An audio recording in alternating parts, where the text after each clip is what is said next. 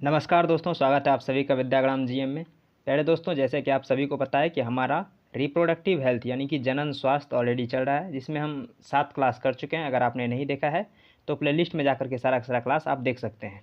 आज हम 8वां क्लास करने वाले हैं। हम इसमें क्वेश्चन करने वाले हैं एमसीक्यू टाइप, यानी कि एक क्वेश्चन और उनके 4 ऑप्शंस और उन चारों ऑप्शंस को हम ठीक से समझने का प्रयास करेंगे, और साथ ही साथ एक क्वेश्चन से हमारा 4-5 क्वेश्चन ईजिली तैयार हो जाएगा। तो चलिए हम शुरू करते हैं। आज का जो हमारा पहला क्वेश्चन क्या है देखते हैं। ये हमारा पहला क्वेश्चन कह रहा है, निम्नलिखित में से कौन सा विकल्प सुमेलित नहीं है, यानी कि इसमें से कौन सा सही सुमेलित नहीं है।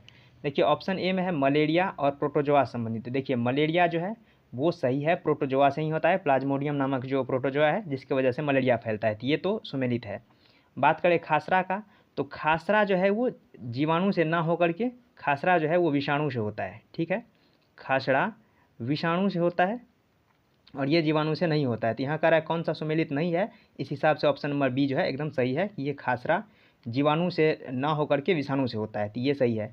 ऑप्शन बी का सी कह रहा है टिटेनस जो कि जीवाणु से होता है, तो ये भी सही है। टिटेनस जो है वो जीवाणु के कारण ही होता है, एक टिटेनस क्लोस्ट्रिडियम टिटेनी नाम की जो जीवाणु है उसके कारण होता है। टाइफाइड की बात करें तो टाइफाइड भी जीवाणु से होता है। ठीक है, तो इसमें से सही ऑप्शन बी हो जाएगा, खासरा जो कि विषाणु से होता है ना कि जीवाणु से। और यहाँ पे पूछ रहा है नहीं होता है यानी नहीं सुमेलित है, इसलिए यहाँ पे जीवाणु गलत हो जाएगा। ठीक है, तो इसका सही आंसर ऑप्शन नंबर बी हो जाएगा। ठीक है, ये हो जाएगा खासरा जो कि जीवाणु से ना होकर के विषाणु से होता है। नेक्स्ट क्वेश्चन कह रहा है, निम्नलिखित में से कौन सा रोग विषाणु जनित नहीं है, यानी इसमें से कह रहा है कौन सा विषाणु यानी कि वायरस से नहीं होता है।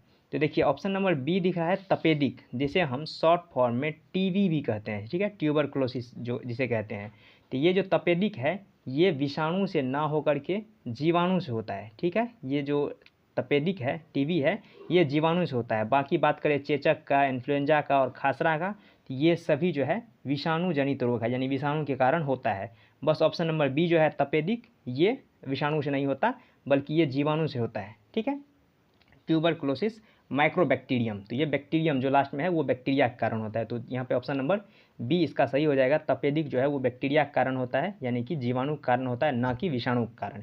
और यहाँ पे कह रहा है कौन विषाणु से नहीं होता, इसलिए इसका सही आंसर टीबी हो जाएगा।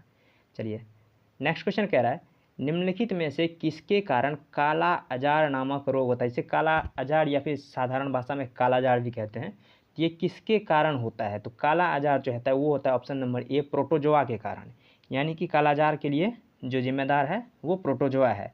प्रोटोजोआ से और कौन कौन रोग होता है, जैसे कि प्रोटोजोआ को परजीवी भी कह सकते हैं। ठीक है, तो प्रोटोजोआ से जैसे कालाजार हो जाएगा, मलेरिया हो जाएगा, उसके बाद टाइफाइड, स्लीपिंग सिकनेस, ये जो कल क्वेश्चन आया था, इन सब क्वेश्चन जो है यानी कि ये सब जो बीमारी है वो प्रोटोजोआ के कारण होता है।